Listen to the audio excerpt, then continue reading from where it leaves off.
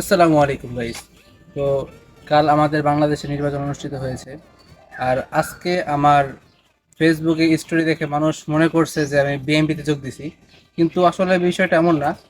তো আমি জাস্ট বিএনপিকে আর কি অভিনন্দন জানাইছি যে তারা আর কি দেশের রাষ্ট্র ক্ষমতায় আসছে, এই কারণে তাদেরকে আমি একটা মানে অভিনন্দন হিসেবে এই পোস্টটা আমি দিছি। তো আমি বিএনপিতে এখনো যোগ দিইনি।